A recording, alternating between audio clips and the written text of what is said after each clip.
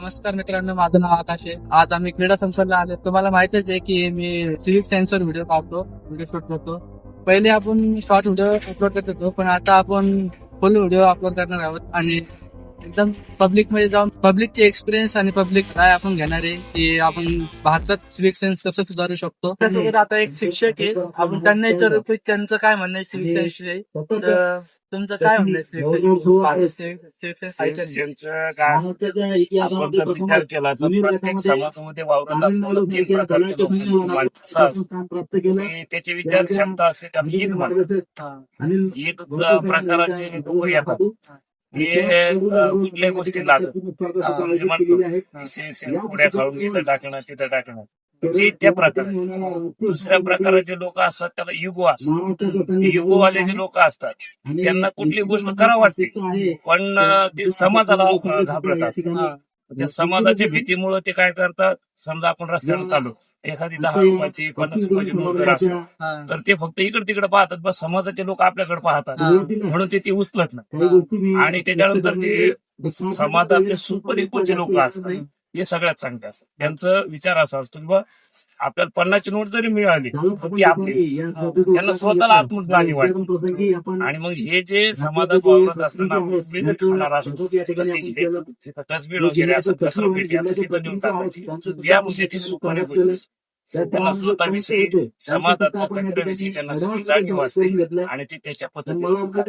तुम्हाला काय वाटतं, तुम्ही शिक्षक आहे, तुम्ही तुमच्या मुलांना सिविक सायन्स मी माझ्या वर्गातल्या सर्व मुलांना पीटी टीचर क्रीडा शिक्षक असल्यामुळे विद्यार्थ्यांना ग्राउंडवर सुद्धा या सगळ्या गोष्टीची त्यांना कल्पना देतो. तुम्हाला जर का आपल्या भारतातल्या नागरिकांना काही सिविक सायन्स छोटी गोष्ट सांगायची असेल फॉलो करू शकतो, माझं मत आहे की आपला भारतातलं नाही तर प्रत्येक व्यक्ती भारतात आपण जसं आपण आपल्या घरात राहत असताना सगळं स्वच्छता ठेवू तर आपलं हे सुद्धा घरच.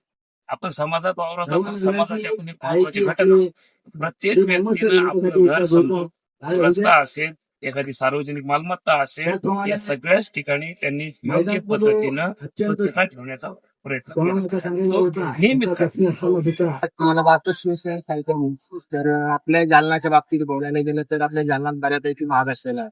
महानगरपालिका लागलेली आहे पण बऱ्यापैकी त्याचा उपयोग झालेला नाही. फक्त नगरपालिकाच्या जी पाठीवर फक्त महानगरपालिकाची पाठी असं नमूद झालेलं आहे. त्यात काही थोडाही बदल झालेला. आपल्या क्रीडा संकुलाचा पाहता गेला तिथे बऱ्यापैकी म्हणजे डस्टबिनची व्यवस्था नाही. तुम्हाला काय वाटतं की भारतात काही लोक शिवसेना फॉलो करतात का नाही? भारतात तर काही ठिकाणी आहे बऱ्यापैकी, पण आपल्या जालन्यात पाहता गेलं तर थोडाही फॉलो करत नाही. कारण की बऱ्याच ठिकाणी पाहता आपल्या जालन्यात बिहार झालेलं आहे. कोणी काही फॉलो करत नाही, कोणी काही करतं. आपण तुमचा एक्सपिरियन्स सांगा की तुम्ही जालन्यामध्ये कोणती वाईट गोष्ट होत्या ना पाहिलेली काय? समजा लोक एखाद्या गलत जागेत थुकतात, रोड थुकतात, कोणी एखाद्या कचरा बाटली रस्त्यात फेकून नसतात.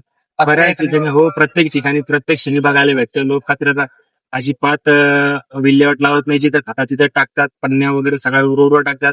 जर डस्टबिनची व्यवस्था झाली तर तिथे टाकण्यात यावी अशी नम्र विनंती लोकांना.